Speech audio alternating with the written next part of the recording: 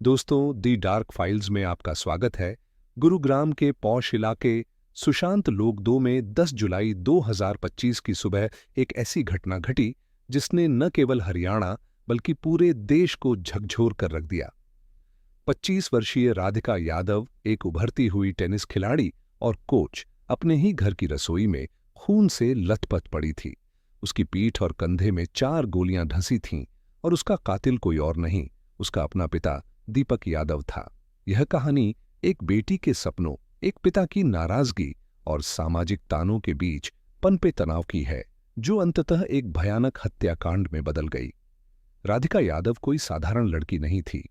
23 मार्च 2000 को जन्मी राधिका ने स्कॉटिश हाई इंटरनेशनल स्कूल से पढ़ाई पूरी की और टेनिस कोर्ट पर अपनी प्रतिभा से सबका ध्यान खींचा।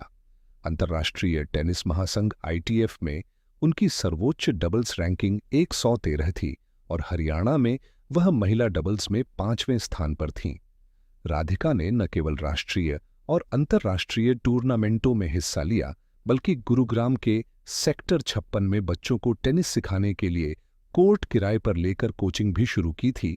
राधिका का जुनून केवल टेनिस तक सीमित नहीं था, वह एक्टिंग और मॉडलिंग की दुनिया में भी कदम रखना चाहती थी। 1.5 साल पहले उसने कारवान नामक एक म्यूजिक वीडियो में अभिनय किया था, जिसमें वह इनाम उल हक नामक एक्टर के साथ नजर आई थी।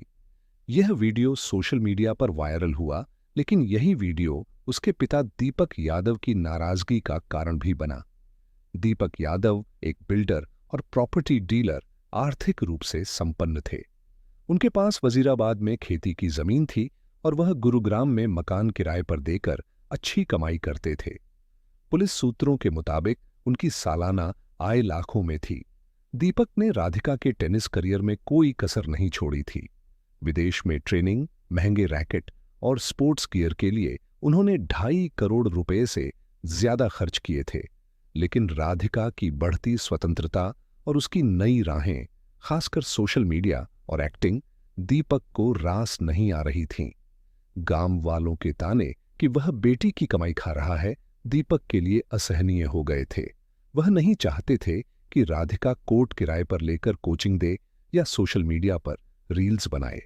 पुलिस जांच में सामने आया कि पिछले 15 दिनों से दीपक और राधिका के बीच टेनिस कोचिंग और उनके करियर को लेकर रोजाना तीखी बहस हो रही थी। दीपक बार बार राधिका से कोचिंग बंद करने की मांग कर रहे थे, लेकिन राधिका अपनी जिद पर अड़ी थी। उसका कहना था, लोगों की परवाह मुझे नहीं, मैंने टेनिस में करियर बनाया है और पैसा कमाना कोई बुरी बात नहीं। यह जिद और स्वतंत्र सोच शायद दीपक को और चुभी। गुरुवार की सुबह सेक्टर 57 स्थित उनके 2 मंजिला घर में राधिका रसोई में नाश्ता बना रही थी। तभी दीपक ने अपनी लाइसेंसी .32 बोर रिवॉल्वर से 5 गोलियां चलाईं।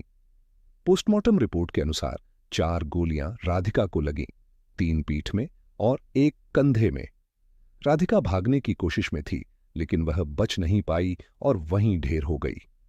गोलियों की आवाज सुनकर दीपक का भाई कुलदीप, जो उसी घर के ग्राउंड फ्लोर पर रहता था, पहली मंजिल पर पहुंचा। वहां का मंजर देखकर वह स्तब्ध रह गया। राधिका खून से लथपथ पड़ी थी और पास ही पड़ी पिस्टल अपने गुनाह की गवाही दे रही थी। कुलदीप और उसके बेटे पीयूष ने तुरंत राधिका को एशिया मारिंगो अस्पताल पहुंचाया, लेकिन डॉक्टरों ने उसे मृत घोषित कर दिया। इसके बाद दीपक बाहर निकला और प्राइवेट सिक्योरिटी गार्ड प्यारेलाल को बताया, मैंने राधिका की हत्या कर दी। उसने अपने ताऊ विजय से भी कहा, भाई, मैंने कन्यावध कर दिया, मुझे फांसी होनी चाहिए। पुलिस ने दीपक को तुरंत हिरासत में लिया और शुक्रवार को उसे कोर्ट में पेश किया, जहां उसे 1 दिन की रिमांड पर भेजा गया। शनिवार को दोबारा पेशी के बाद उसे 14 दिन की न्यायिक हिरासत में जेल भेज दिया गया। जांच में पुलिस ने 5 गोलियां और 1 कारतूस बरामद किया, लेकिन हत्या में इस्तेमाल हथियार अभी तक नहीं मिला। दीपक ने पुलिस को बताया कि उसने हथियार रेवाड़ी के पास अपनी जमीन पर छिपा दिया। इस हत्याकांड ने कई सवाल खड़े किए हैं। शुरुआत में माना गया कि राधिका की सोशल मीडिया गतिविधियां, खासकर कारवां म्यूजिक वीडियो, हत्या का कारण हो सकती हैं। इस वीडियो में राधिका के साथ नजर आए इनाम उल हक ने स्पष्ट किया कि उनका राधिका के साथ कोई व्यक्तिगत संबंध नहीं था। वीडियो की शूटिंग 2 साल पहले हुई थी और उस दौरान राधिका के माता-पिता भी सेट पर मौजूद थे। इनाम उल हक ने बताया कि वह राधिका से केवल 2 बार मिला था और शूटिंग के बाद उनका कोई संपर्क नहीं रहा। पुलिस ने भी प्रेम संबंध या लव जिहाद के कोण को खारिज कर दिया। हालांकि एक नया मोड़ तब आया जब पता चला कि राधिका ने काफी पहले अपने सोशल मीडिया अकाउंट्स डिलीट कर दिए थे। पुलिस को शक है कि यह फैसला राधिका का अपना नहीं था, बल्कि पिता के दबाव या घरेलू तनाव का नतीजा हो सकता है। राधिका की व्हाट्सएप चैट्स में उसने अपने कोच से जिक्र किया था कि वह खुलकर जिंदगी जीना चाहती थी, लेकिन उस पर कई पाबंदियां थीं। उसने विदेश जाने की इच्छा भी जताई थी।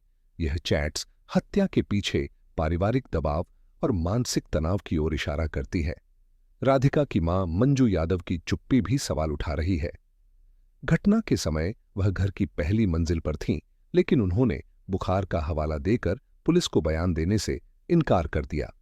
पड़ोसियों के मुताबिक राधिका दूसरी जाति के युवक से शादी करना चाहती थी, जिससे घर में तनाव था। पुलिस अब इस कोण की भी जांच कर रही है। साथ ही सीसीटीवी फुटेज और राधिका के डिलीट हुए सोशल मीडिया अकाउंट्स की जांच से पुलिस को उम्मीद है कि हत्या के पीछे की असली वजह सामने आएगी। इस हत्याकांड ने समाज में कई सवाल छोड़ दिए हैं। ओलंपियन अनुज चौधरी ने इसे ऑनर किलिंग करार देते हुए समाज की मानसिकता पर सवाल उठाए। उन्होंने कहा, हम बेटी बचाओ बेटी पढ़ाओ का नारा देते हैं, लेकिन जब कोई लड़की अपनी राह चुनती है तो यही समाज उसे रोकता है।